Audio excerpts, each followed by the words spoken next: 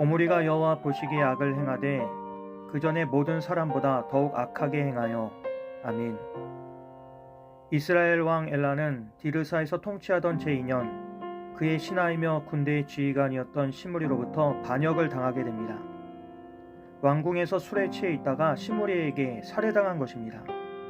이렇게 해서 바하사 왕조는 엘라를 마지막으로 막을 내리고 시므리가 새로운 왕으로 즉위하게 됩니다.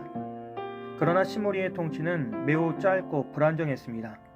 그는 왕이 된 지 불과 7일 만에 그 자리를 잃게 되는데, 이는 성경에 기록된 이스라엘 역사상 가장 짧은 통치 기간으로 그만큼 그의 왕위는 허약하고 불안정했습니다. 시므리는 왕이 되자마자 정치적인 안정과 민심을 확보하지 못한 채 위기에 빠지게 됩니다. 당시 이스라엘 군대는 블레셋과 전쟁을 치르고 있었는데 전쟁터에 있던 군사들은 시므리의 정통성을 인정하지 않았습니다. 시므리가 반역을 통해 왕위를 찬탈했다는 사실은 백성들과 군사들에게 깊은 반감을 샀고, 결국 군사들은 전장에서 그들의 지휘관 오므리를 새 왕으로 추대하게 됩니다. 이로 인해 시므리는 군사적 기반을 완전히 상실하게 되며 상황은 급속도로 악화되었습니다. 민심도 그를 지지하지 않았고 군대의 충성 또한 자신이 아닌 오므리에게로 향하고 있었습니다.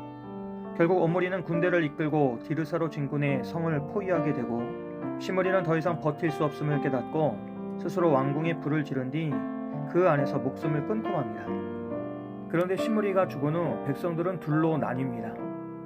일부는 오므리를 지지했지만 다른 일부는 디브니를 따랐습니다.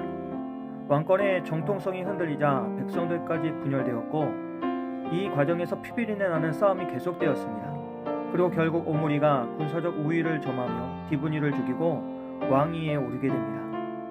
오므리가 왕이 된 후 가장 주목할 점은 그가 사마리아를 수도로 삼았다는 것입니다. 그는 세멜이라는 사람에게 은 2달란트를 주고 언덕 위에 땅을 사서 성을 짓고 그 성의 이름을 사마리아라 칭하였습니다. 사마리아는 해발 90m 높이에 위치해 있었기 때문에 적의 동태를 파악하기가 쉬웠고 적의 침입을 막아내기에 용이한 곳이었습니다.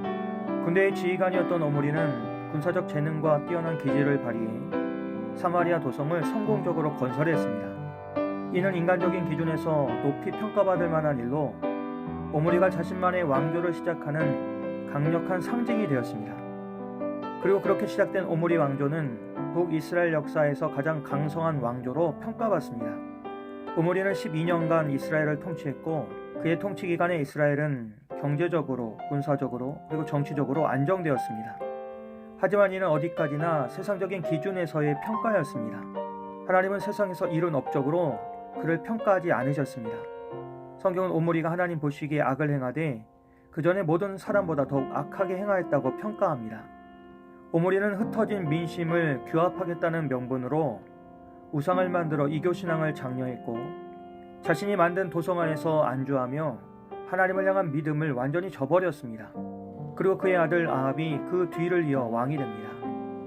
이처럼 이스라엘의 왕정 역사는 한편의 비극과 같습니다. 하나님께서 택하신 백성들임에도 불구하고 그들은 하나님의 뜻보다는 사람의 뜻을 따랐고 그 결과는 늘 실패와 혼란이었습니다. 시므리의 7일 왕위 그리고 오므리와 디브니 사이의 내전은 그 혼란의 절정을 보여줍니다. 권력의 욕망에 사로잡힌 자들이 나라를 이끌던 시기의 이스라엘은 영적으로 최악의 상태에 이르렀습니다. 다윗과 같이 하나님께 마음을 두는 왕은 더 이상 등장하지 않았고, 왕이 되기를 원한 자들은 모두 일신의 안위와 개인의 성공만을 추구했습니다. 이 모든 혼란은 단순한 정치적 문제가 아니라 영적인 타락에서 비롯된 결과였습니다.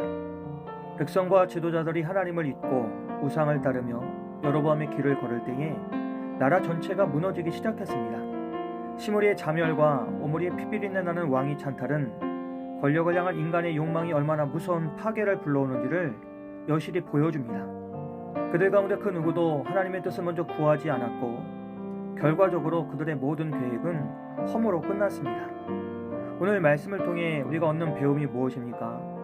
하나님을 경외하는 마음 없이 인간의 지혜와 전략만으로 인생을 설계하려 할 때에 결국 그것은 모래 위에 집을 짓는 것과 같다는 것입니다.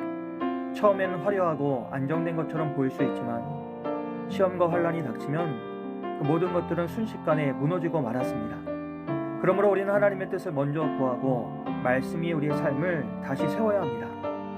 믿음의 기초를 하나님께 두고 단단히 세워갈 때에 우리는 그 어떤 폭풍 속에서도 흔들리지 않을 것입니다.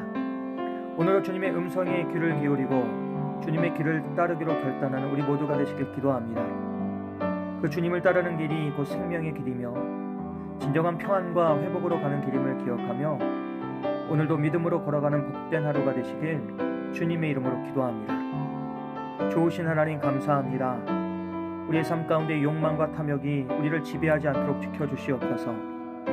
또한 세상의 권력과 성공보다는 주님의 뜻을 먼저 구하며 하나님이 주시는 평안 속에 살아갈 수 있도록 성령님 우리를 인도하여 주시옵소서. 예수님의 이름으로 기도합니다. 아멘.